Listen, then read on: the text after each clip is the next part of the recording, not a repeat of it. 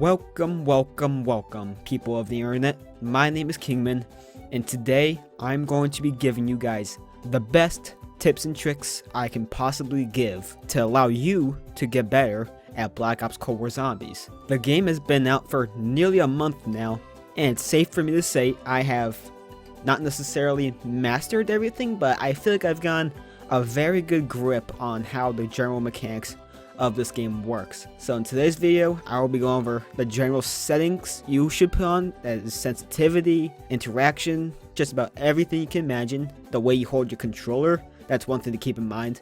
This is all for controller players only. I am by no means a mouse and keyboard player, so if you are a controller player, this is the video for you. And on top of settings, general settings, I'll be going over how to prioritize your points, how the point system works, and how you can manipulate it so you can get more points even quicker. And on top of that, I will be going over some movement mechanics, what the best movement is, at least I will consider the most optimal movement in this game, and how you can train efficiently with that movement. And on top of all those things as well, there's more to this, I will be giving you guys some extra tips and tricks, just a couple little fun things you guys can use in your game, things that can make your life a little easier, and things I just think are pretty cool to use. So let's get right into the video, everybody. If you guys do enjoy this, make sure to like the video, comment if you guys learned anything, and subscribe to the channel as well if you're new. So without further ado, let's hop right into it. So the first thing we are going to be discussing are your settings and what you want to put on for your settings as well. And by the way, timestamps will be in the description below, and you guys can also skip to different parts of the video, because I will mark parts of the video that there's timestamps, and you guys can check them out as you please. So for the first part of our settings, the most important part I believe you should start with is your sensitivity. And the best sensitivity, at least what I've learned, is max sensitivity for both your vertical and horizontal views.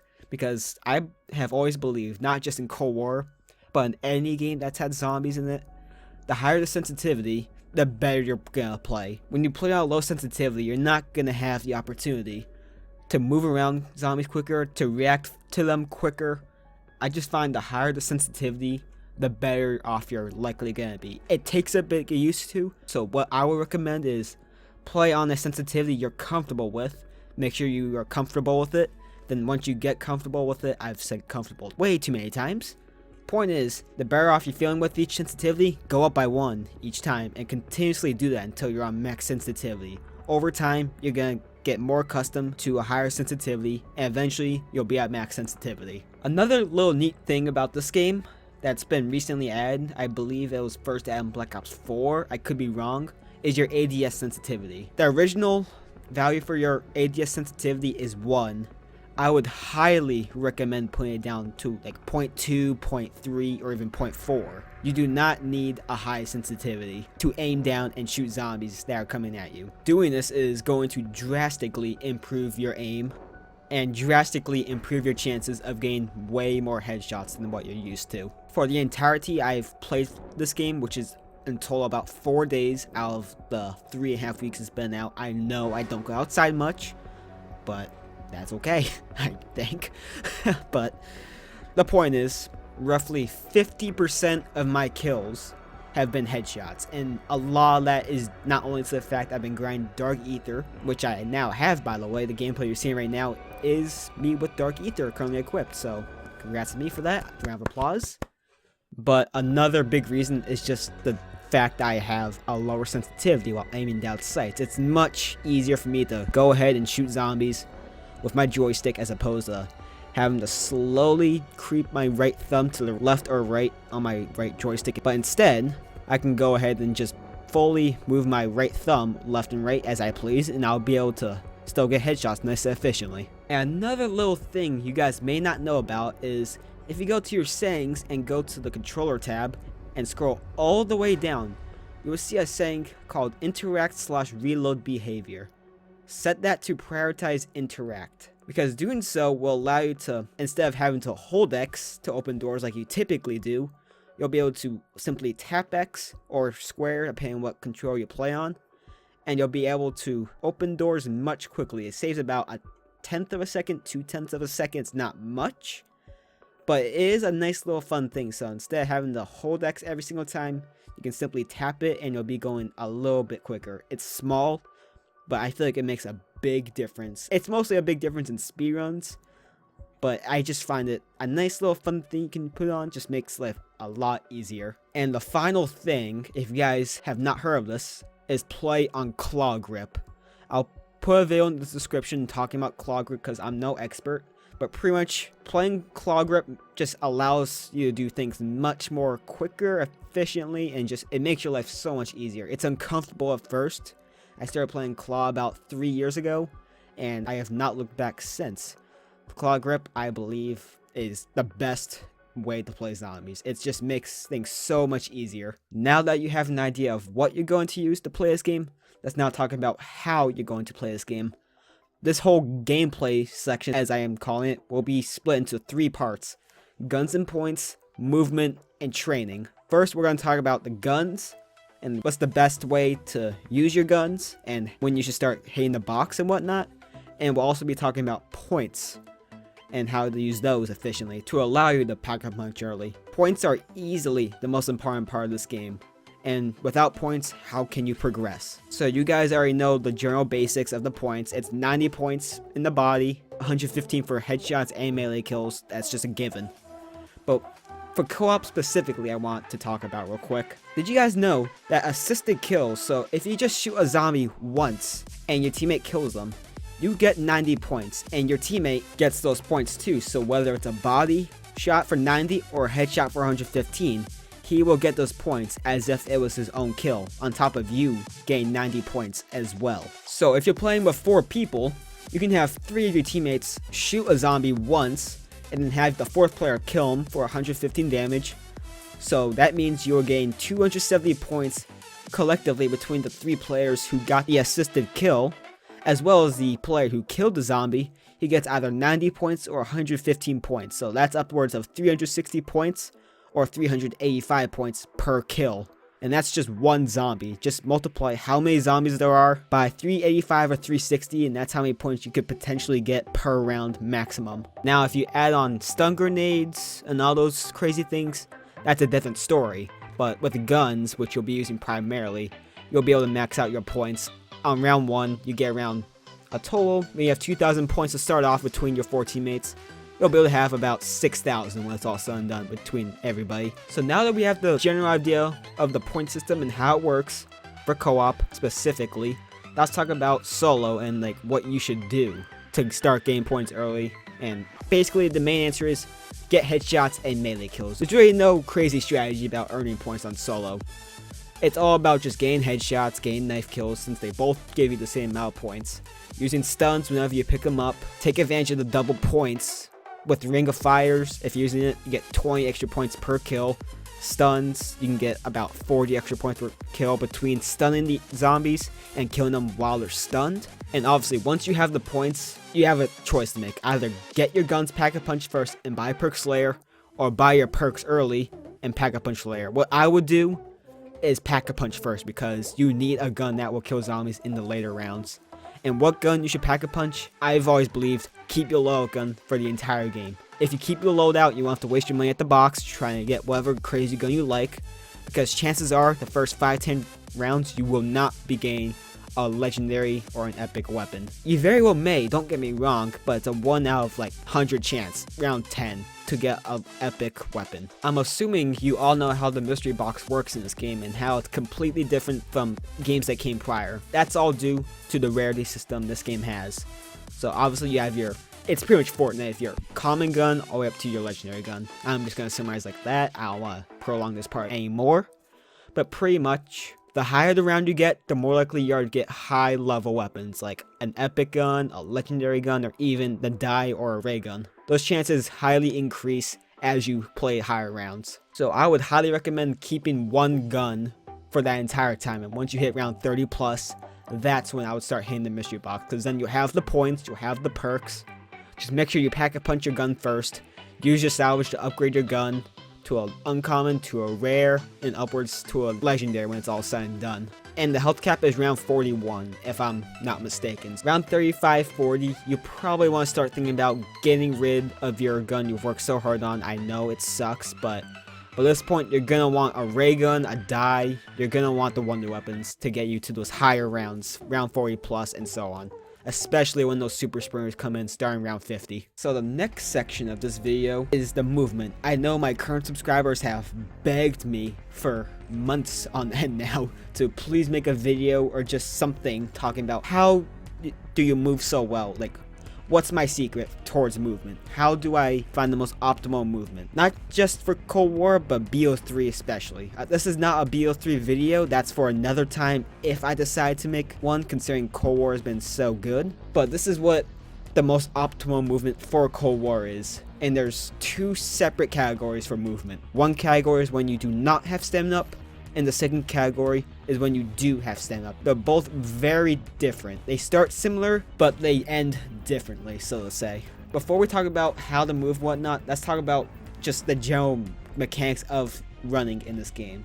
So you have your normal walk, like every single Call of Duty has had, and then you have your two different types of sprints in this game. There's your normal sprint that you've all been used to, and then there's what I like to call the accelerated sprint. When you have a normal sprint, you'll see your gun drop down normally, you'll be running at a normal pace.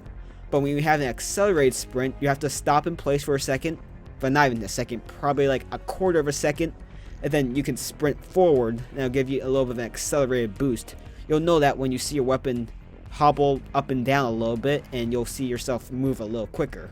That's both with and without stamina up. That's just part of the game itself. And then you have your sliding. Sliding is easily the most important part of your optimal movement without stamina up. Before we get into that, let's talk about sliding. So in this game, in zombies particularly, you can slide about 10 to 12 times before you can't slide anymore. Obviously, every time you're going to slow down a little bit, you won't notice the speed slow down until about the 4th or 5th slide. But around that point, you'll be able to see a drastic change in speed for sliding. Now that we have the basics for movement down, let's talk about how you can optimize your movement in zombies with these settings combined. We're going to start without stamina up. So without stamina up, what I do is I use the accelerated sprint for about a second or so, because without stamina up, it does not last long at all. But once that accelerated sprint expires, what I do is look at my gun and see when the movement of the gun slows down. That's why I know it stops, or I can just feel the speed of my character slow. Then I slide. Right after that, I slide about 2 to 3 times, depending on where I am. Whether if it's a sloped location or not, I slide less. If it's more downhill, I slide a little bit more. But I slide about 2 or 3 times on average. At that point, you will be able to reactivate your accelerated sprint again for another second or two. And at that point, you'll be able to slide a couple more times and just repeat that. And on the topic of sliding, if you're on a railing or some sort of ledge anywhere on the map, so like an edge of a truck, a railing that protects you from a cliff, you can actually jump on that edge or ledge, slide on that ledge, drop down, and you have a big speed boost on top of that. If you're running around, if you want to get down to a location a little bit quicker, you can use that method where you can jump, slide off a ledge. You'll have a major speed boost, and I use that all the time just playing, whether I'm speedrunning or not. I just use it because it's a very efficient method for getting around the map easier. This is both with and without stamina up. It's just a very efficient means of moving around the map. What you see right now is just a little montage of what you can do with this movement and how fast you can move both with and without stamina up. And the most efficient way I've seen this is off the crash site plane where Juggernog is, where you can slide off the ledge of the plane wing, land on a rock, and immediately transition to an accelerated sprint. I find that the best way to get around the map quicker, get around to Jug to quick revive in about 10 seconds or less. It's a very quick way to move around the map. So now that we've got those things out of the way, let's talk about moving with stamina up. So with stamina up, it's the same exact thing. Use your accelerated sprint, but the thing with stamina up is that your accelerated sprint lasts about 5 seconds before it runs out. So what I do is I time myself, I look at my gun, see whenever it stops hobbling along quickly, and see when my character slows down. And at that point, I pause for about a tenth of a second, and then I immediately charge myself back into an accelerated sprint. That's for moving around the map as fast as you possibly can. It's a very simple thing to do. You just use your accelerated sprint, use it for 5 seconds, pause for a tenth of a second, or less maybe. It's like a millisecond. It's very quick. And once you do that, repeat the same thing over and over again. Accelerated sprint for 5 seconds, pause, accelerated sprint again. It's very quick. And on top of that, you can use those slides I was talking about off ledges to give you an extra boost as well. Using these methods will guarantee you the most optimal movement around the map as quickly as possible, and it'll give you a better idea of what we're going to be doing with training as well, because training based on this movement is just as important, if not more important, than moving around the map quicker. So congratulations, you have made it to the final main section of this video, which is training. And the reason why I didn't talk about training before is because I needed to discuss the movement. Because the movement I discussed is needed to learn how to train properly, at least what I'm going to teach you, is the best way to train in Cold War Zombies. The main thing you need is stamina up. If you don't have stamina up, there's really no good way to train in this game. You can get away with training without stamina up, especially on the earlier rounds, but once you hit 25, 30, that's when you're probably gonna need stamina up. And if you guys remember my perk ranking video, I put stamina up at number 1. And that's just because the fact you need to train, or you could always just sit on the top of Nocturne and Totem and use that strategy instead, but we're talking about skilled here, okay? So, but before we talk about what the best way to train is, let's talk about guns in general, because in this game, and most games, but especially Cold War, the heavier guns you have, so snipers, LMGs, rocket launchers, you're going to be running a lot slower, and you're going to have to really rely on sliding to help you out. And if you have lighter guns like SMGs, a couple ARs, tactical rifles, you're going to be running a lot quicker. The lighter the gun, the more of an impact you're going to feel training. So the main part of this training involves the accelerated sprint and your optimal movement with stamina. So just a quick review, a quick reminder, you're pretty much using sets of accelerated sprints for about 5 seconds at a time. In training, you have to maneuver around zombies. And this is what I like to call, you guys have never heard this, I've never seen it, this is what I like to call training in 90-degree angles. It's going to be a little bit here, I just need to explain it. So pretty much, training in 90-degree angles is either looking 90 degrees to the right or 90 degrees to the left, depending on if there's a zombie or two coming directly at you. You can get away sometimes with just doing a nice little curve around them, like just a nice little curve to the right or a curve to the left to maneuver around them. But what I've noticed in this game, it's not BO3 training, but it's close to how it works. If you do a sharp 90-degree angle to the right or a 90-degree angle to the left, while also using your accelerated sprint at the same time, you can easily juke out zombies. And as long as you quickly go back 90 degrees to where you originally were, so the straight path you were following initially before that turn, it's going to be a lot easier to train zombies than you would think. Just look at the footage that I have here right now. You're going to see there's zombies coming at me. Wherever there's space, either to the left or the right, I use a 90-degree angle to the right or left, and then I immediately cut back when I'm around that zombie. And I make sure I use my accelerated sprint right as I'm turning to the left or the right when I'm in front of the zombie. Whenever you come towards the zombie, immediately pause your accelerated sprint and reactivate it while turning again. It's pretty much the accelerated sprint but sped up a little bit with 90-degree turns. That's really what this is. It's the optimal movement with stamina up on top of the 90-degree turns, and making sure you cancel your accelerated sprint as you turn in front of the zombies. And obviously when you're in a more spread out area, you can get away with the normal training, but when you're in more condensed areas like power, yes, you could always just jump off the ledge, but if you want some style points, go ahead and just use this little method. It's actually extremely useful, more useful than you think. It looks cool and it actually works. I just find it a very good method and just a nice means of training around zombies. It takes a while to get used to, trust me. I took a little bit to learn the optimal pathing, and that's another thing about this as well. This is why I was telling you guys about high sensitivity. You can get away with this with high sensitivity. You cannot get away with this on a 5 or 6, but you can definitely do it very easily on max. So 14 horizontal and 14 vertical. And for the rest of this video, I am just going to give you guys a few extra tips and tricks you guys can use on the side. It's not important to use these, but they're just nice little quality of life improvement to make your life a little bit easier. So the first one, you guys already know about this. Proning on perks gives you 100 extra points. It's just a nice little fun thing you can do. Give you a few extra points early on. And speaking of perks, you guys probably know about this in Black Ops 4, but if you knife the perks and buy them simultaneously, you can make your life a little easier. You can shoot your gun, you can aim it, and it'll give you the perk automatically. It's a nice little thing. You can skip the animation of you drinking the perk, and instead you can just buy it by knifing it and buying it simultaneously. Just don't do it multiple times in a row, or else you're gonna waste quite a few points. Trust me, I tried it. You're watching it now. It doesn't work. Maybe day one it worked where you're able to get more than 6 perks. It was a weird little glitch, but just I do not recommend doing that, what you're seeing right now. But on a whole new different subject now, we're done with the perks and what you can do to make your life easier with them. Did you know that buying alternate ammo types from the Pack-a-Punch machine refills your ammo?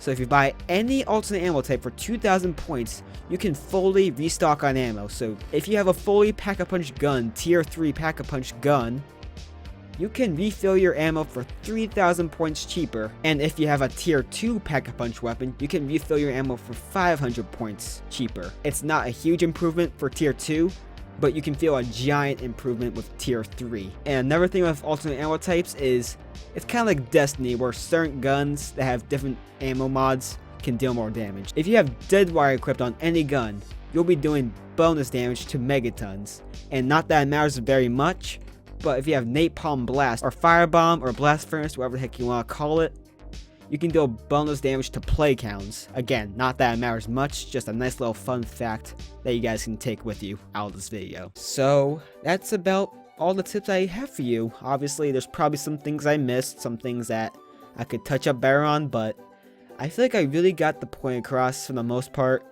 And I hope that you guys got something out of this video too. Hopefully you learned something new. Hopefully you got a better understanding of certain things you already knew but didn't fully understand. And hopefully you guys can test these things out in the field, and hopefully you guys can learn something new as well that maybe I didn't know. So if you guys have your own tips and tricks, make sure to put them in the comments. I'm sure somebody will check them out, and I will definitely check them out, see if I missed anything as well. So this was a long video, I know, but I feel like this video needs to be long, just to stress the point that there's a lot that goes into zombies besides just shooting and running and getting points at the same time. So thank you guys for watching. If you guys enjoyed this video, make sure to like it, comment, and subscribe to the channel as well if you guys want more content in the future. And I will talk to y'all later.